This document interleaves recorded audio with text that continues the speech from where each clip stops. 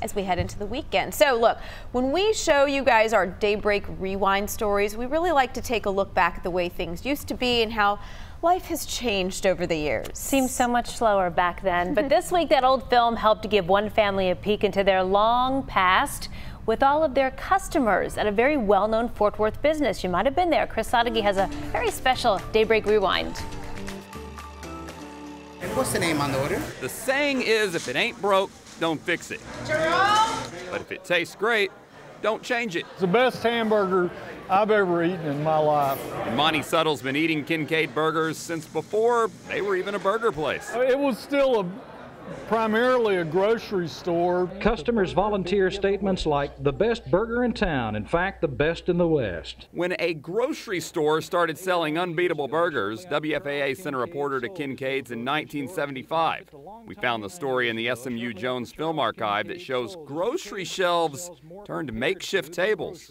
And they have cleared off the tops of their supermarket shelves to make room for the overflow lunch crowd. It was longtime Kincaid's butcher, O.R. Gentry, who bought the store from Charles Kincaid and started grilling up patties.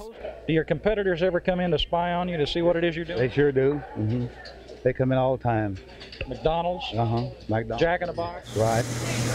And now 4 decades later, A friend of mine sent me the video, and so I was very excited to see that. Jonathan Gentry owns the burger business his grandfather started. I think that was one of the coolest aspects to see that video because I really got to see my grandfather in his element. You know, being third generation, we're so proud to be where we are today. Kincaid stopped selling groceries in '91, but people can still eat on the old shelves stocked with old bottles and cans as a tribute. We still have them on our shelves to kind of pay homage to our history of where we came from. That burger, it hasn't changed either. We've always kind of want to keep Kincaid's the way it's always been. You know, we kind of like to think of it as like a time capsule, kind of stuck in its own time. Indeed, you know it's got to be good because few people would spend the lunch hour standing here with their foot amid the mayonnaise, eating lunch standing up. And 44 years later, foot amongst the grape juice, it's still every bit as good. Doug Fox, Channel 8 News, Fort Worth. Also in Fort Worth, I'm Chris Sadeghi.